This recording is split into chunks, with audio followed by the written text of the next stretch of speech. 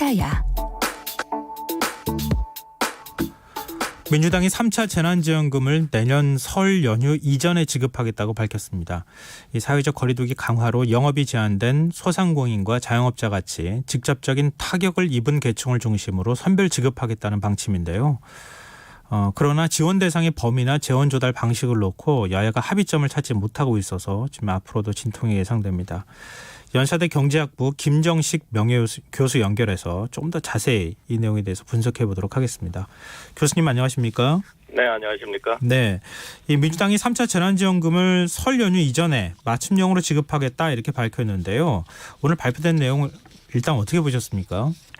우선 코로나가 지속되고 확산될 경우에 그 재난지원금을 지급하는 것은 바람직하다 이렇게 볼 수가 있고요. 단지 아까 말씀하신 대로 재원을 어떻게 마련하느냐, 그리고 지원 대상 규모를 어떻게 정하느냐, 이런 부분들이 그 효과를 극대화시킬 수 있는 방법이다 이렇게 볼 수가 있을 것 같습니다. 근데 우리 1, 2차 이제 재난지원금 국민들께 지급할 때 그때도 재난지원금 지급 문제로 여야 간에 서로 간에 이해 차이도 굉장히 컸고 국민들 사이에서도 지급 방법을 두고도 서로 이제 그 의견이 달랐던 것으로 기억하고 있는데요.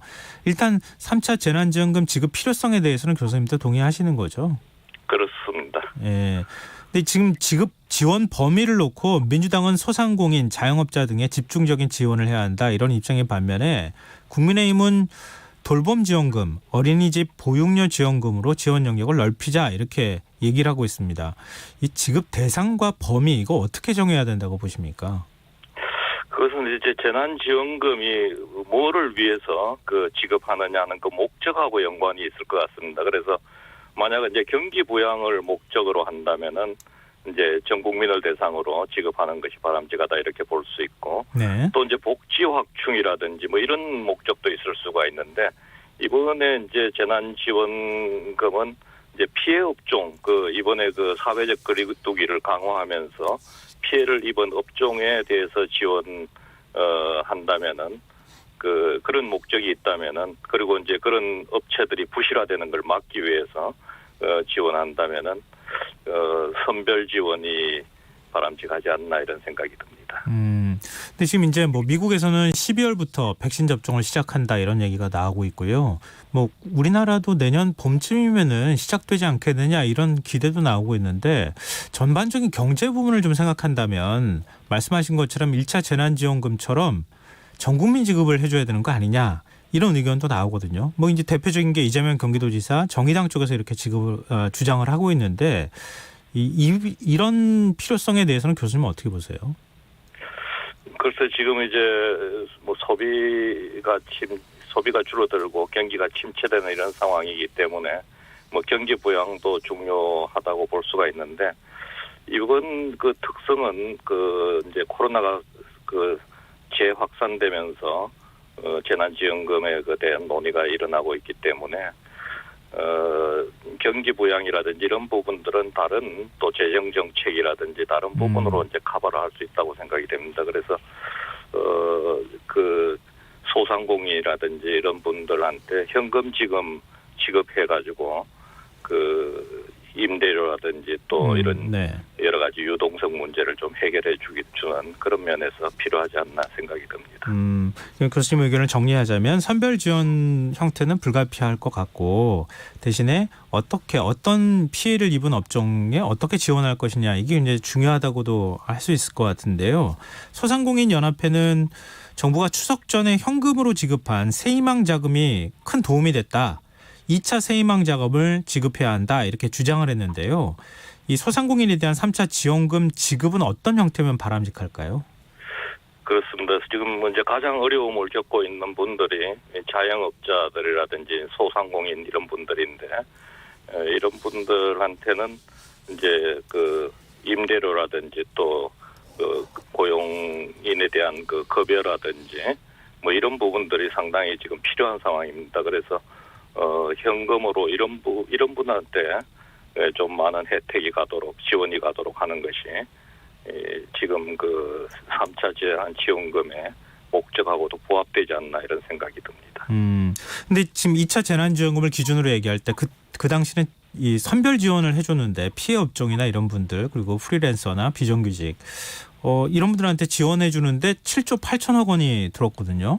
근데 이번에 지금 국민의힘에서 얘기하는 것은 3조 6천억이고 민주당에서는 그거보다 조금 더 많게 하겠다 이렇게 얘기를 하고 있는데 너무 금액이 적은 거 아닙니까? 2차에 비해서는. 그렇습니다. 지금은 이제 1차 지원금이 5월 달에 이제 14.3조 원이었고 2차 지원금이 7.8조 원, 3차 지원금이 3.6조 원이니까 거의 반반씩 이렇게 줄어가고 있는 거거든요. 예.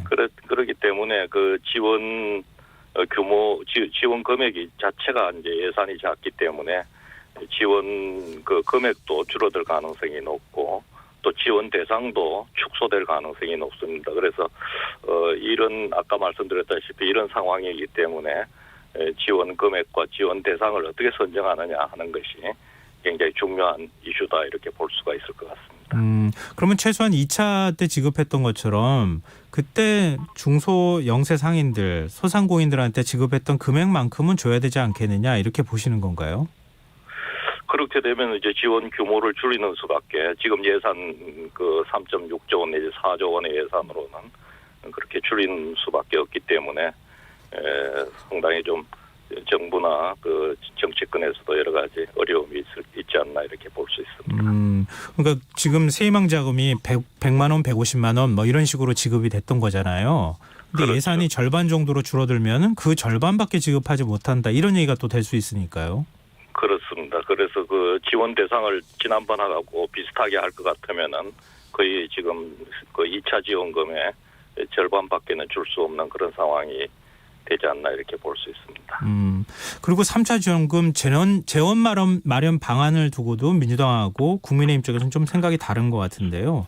민주당은 한 2조 원 정도는 국채를 발행해야 한다 이런 입장을 보이고 있고 국민의힘은 한국판 뉴딜 예산 중에서 불필요한 예산을 삭감하는 게 먼저다 이렇게 얘기를 하고 있는데요.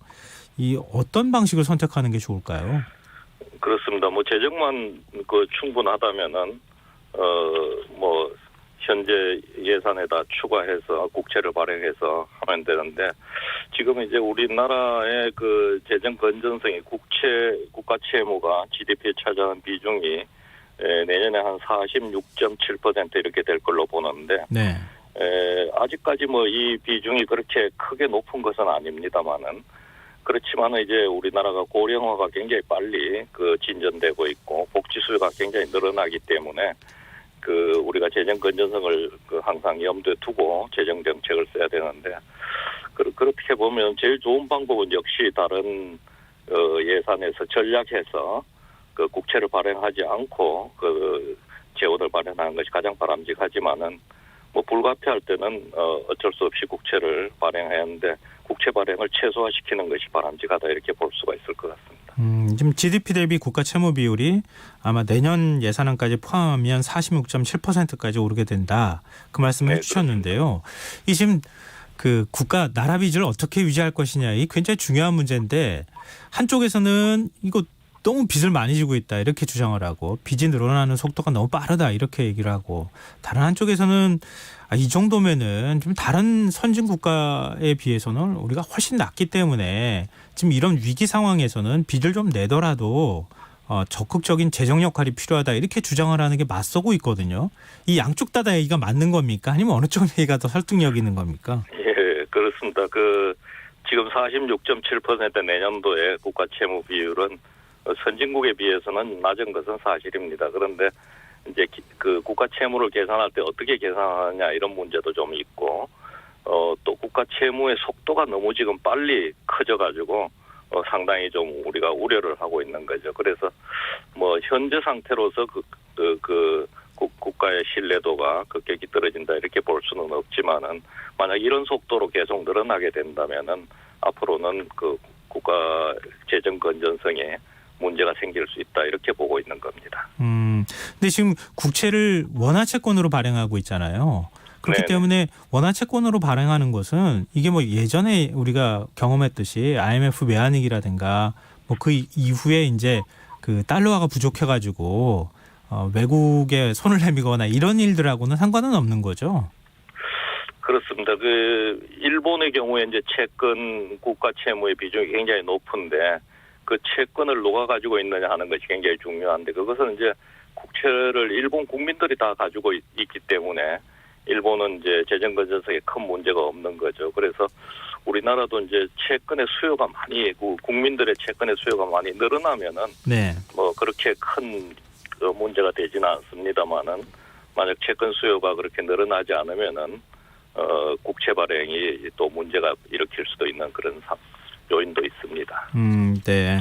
그리고 재난지원금 지급 시기도 한번 좀 여쭤보고 싶은데요. 지금 설 전에 지급한다 이렇게 얘기를 한다는 얘기는 지금 12월에 예산안이 통과되고 만약에 뭐 국채 발행이 이루어진다 하더라도 1월 중에는 좀 쉽지는 않다 이렇게 봐야 되는 거 아닙니까? 근데 너무 늦은 거 아닌가요? 그렇습니다. 좀 그런 그 타이밍이 조금 늦은 감이 있는데 그런데 이것은 어쩔 도리가 없는 것이 내년도 예산에서 지급하게 돼 있는 상황이기 때문에요. 그래서 내년도 예산안에 반영하지 않습니까? 네. 그러다 보니까 이제 그 여러 가지 그 절차상의 문제 때문에 이것이 2월 12일이 이제 설날인데 그 설날 전에 지급할 수 있다 이제 이렇게 보고 있는 것 같습니다. 그래서 그 여야가 빨리 합의해서 거기에 대한 어떤 지원 대상이라든지 이런 것을 빨리 합의해 놓으면은 네. 좀 지원 시기를 일찍 앞당길 수가 있지 않느냐 이런 생각입니다. 행정 절차상으로는 빨리 지급하는 건 문제가 없는 거죠, 크게. 그렇습니다. 우리나라는 뭐 그 여러 가지 통계가 잘 정비가 돼 있기 때문에 네. 그 기준만 정해지면은 지급 대상이라든지 뭐 이런 부분들은 절차상은 빨리 진행이 될 것 같습니다. 네. 그리고 저 재난지원금 지급 효과에 대해서도 서로 분석이 좀 다른 것 같은데요. 10월 소비가 한 0.9% 줄어든 것으로 나타났고 2차 재난지원금 때도 소비가 3개월 만에 마이너스로 지금 돌아섰다 이렇게 볼 수 있는 건데요. 1차 재난지원금 지급했을 때는 소비가 늘어나는 효과로 확실하게 이어졌다 이런 얘기도 나오거든요. 근데 3차 재난지원금은 어떨 것 같으세요? 그렇습니다. 이게 그 재난지원금의 목적이 아까 말씀드린 대로 그 경기 진작에 있다면은 그렇다면은 이제 지역 화폐로 이렇게 지급한다든지 이런 방법을 통해서 그 소비 효과를 극대화시킬 수가 있는데 이번에는 이제 그 피해 업종에 대한 어떤 지원이기 때문에 소비 진작 효과는 아주 크진 않을 것이다 저는 그렇게 보고 있고요. 네. 또 무엇보다도 지금 이제 10월 소비가 그 많이 줄어들고 저축이 많이 지금 늘어나고 있지 않습니까? 네. 이런 것들은 10월 달에 이제 거리두기를 상당히 완화했는데도 이런 문제가 나타난다는 것은 아무래도 그 코로나 사태에 대한 불안감이 이 소비를 줄이고 있고 또 고용이 줄어드는 것이 소비를 줄이고 있다. 이렇게 근본적인 어떤 코로나 때문에 일어나는 현상이다. 이렇게 볼 수가 있기 때문에 이 문제가 해결되지 않으면은 이게 소비가 좀 늘어나기 어렵지 않나 이렇게 볼 수 있을 것 같습니다. 네. 근데 지금 뭐 앞으로 코로나19 상황이 어떻게 전개가 될지 아무도 예상할 수 없는 상황이어서 4차, 5차 재난지원금이 또 필요한 거 아니냐 이런 얘기도 나오는데요. 지금 그럴 때마다 서로 정치권이 뭐 이게 맞니 저게 맞니 이렇게 얘기를 하고 있는데 이번 기회에 아예 합리적 기준을 딱 만들어 놓고 법안에 아예 넣어놓든가 이런 걸 해야 되는 거 아니냐 이런 얘기도 나오는데 교수님 이 기준을 어떻게 만들면 좋을까요? 그래서 이제 원칙적으로 얘기하면 그런 기준을 만들어 가지고 그게 매뉴얼에 따라서 이제 재난지원금을 지급하고 이렇게 해야 되는데 지금 이제 이런 기준이 사실은 만들어져도 지켜지기는 조금 어렵습니다. 왜냐하면은 지금 이게 이제 재난지원금이 상당히 정치적인 그 요인들도 여기에 영향을 주고 있거든요. 네. 그래서 이제 그러기 때문에 이제 앞으로 선거가 계속 있고 이런 상황에서 이 원칙적으로 경제학적으로 보면은 이런 그 기준이 지켜져 가지고 지급되는 것이 가장 바람직한데 현실적으로는 기준이 마련되더라도 지켜지지 않을 가능성이 상당히 높다 이런 생각이 들고요. 뭐 또 이제 이런 재난지원금뿐만 아니라 앞으로 기본소득도 그런 그 제도도 상당히 그 앞으로 논란이 될 가능성이 높다 이렇게 보고 있습니다. 그런 부분까지 다 정리를 하려면 굉장히 정치권에서 많은 수기 과정이 있어야 되지 않을까 싶은데요. 네. 근데 전체적으로 경제적인 관점에서 봤을 때요. 근데 이번에 재난지원금 지급 문제를 떠나서 일단 민간이 활발하게 투자가 이루어지거나 이렇게 하면서 경제가 살아나는 게 제일 좋은 거 아니겠습니까? 그렇습니다. 그러니까 그러기 위해서는 어떤 정책이 필요하다고 보시는지요? 재난지원금 말고도요.